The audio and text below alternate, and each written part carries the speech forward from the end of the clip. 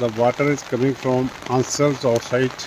This is our gate, and from gates the water is entering in the basement, and this is totally flooded up to 2 meters height. Vehicles are inside the basement.